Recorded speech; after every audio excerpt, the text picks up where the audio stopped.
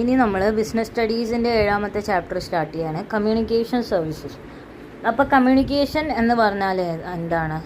The process of exchanging ideas and facts between the sender and the receiver is called communication. അതായത് ഒരു മെത്തേഡിലൂടെ സെൻഡറും റിസീവറിൻ്റെയും ഇടയിൽ ഐഡിയാസും അല്ലെങ്കിൽ നമ്മൾ എന്തെങ്കിലും എക്സ്പ്രസ് ചെയ്യുന്നുണ്ടെങ്കിൽ, നമ്മുടെ ഇമോഷൻസ്, ഫീലിങ്സ്, എന്തെങ്കിലും ഫാക്ട്സ് നമ്മൾ എക്സ്പ്രസ് ചെയ്യുന്നുണ്ടെങ്കിൽ അതിനെയാണ് നമ്മൾ കമ്മ്യൂണിക്കേഷൻ എന്ന് പറയുന്നത്. അപ്പോൾ ഇതിൽ റിസീവറും സെൻഡറും എന്ന് പറയുന്നത് കമ്മ്യൂണിക്കേഷൻ്റെ എലിമെൻറ്റ്സ് ആണ്. ഓക്കെ, അപ്പോൾ സെൻഡർ എന്ന് പറഞ്ഞു കഴിഞ്ഞാൽ മെസ്സേജ് അയക്കുന്ന ആളും റിസീവർ എന്ന് പറയുന്നത് ആ മെസ്സേജ് കിട്ടുന്ന ആളുമാണ്. ഓക്കെ, ഇനി വേറെ 2 എലിമെൻറ്റും കൂടെ ഉണ്ട് നമ്മളുടെ കമ്മ്യൂണിക്കേഷനിൽ. ആ വേറെ 2 എലിമെൻ്റാണ് നമ്മളുടെ മെസ്സേജും ഫീഡ്ബാക്കും. മെസ്സേജ് എന്ന് പറഞ്ഞാൽ എന്താണ് നമ്മൾ റിസീവറിന് കൊടുക്കാൻ ഉദ്ദേശിക്കുന്നത്, അല്ലെങ്കിൽ റിസീവറോട് നമ്മൾ പറയാൻ എന്താണ് ഉദ്ദേശിക്കുന്നത്, അതാണ് മെസ്സേജ്. ഫീഡ്ബാക്ക് എന്ന് പറഞ്ഞു കഴിഞ്ഞാൽ ആ മെസ്സേജ് കേട്ട് കഴിഞ്ഞിട്ട് റിസീവർ നമുക്ക് തരുന്ന മറുപടിനെയാണ് ഫീഡ്ബാക്ക് എന്ന് പറയുന്നത്. ഇനി importance of a communication. Okay, കമ്മ്യൂണിക്കേഷൻ്റെ അത്യാവശ്യം എന്താണ്?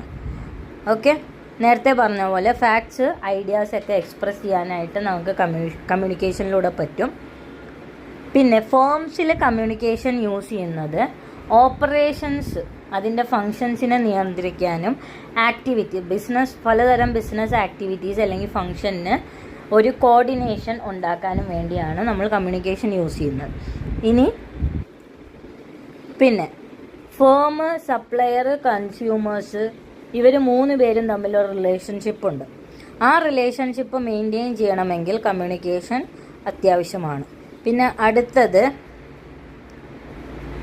നല്ലൊരു പബ്ലിക് ഇമേജ് അല്ലെങ്കിൽ സൊസൈറ്റീൻ്റെ മുമ്പിൽ നല്ലൊരു ഇമേജ് ഉണ്ടാക്കാൻ കമ്മ്യൂണിക്കേഷൻ സഹായിക്കും.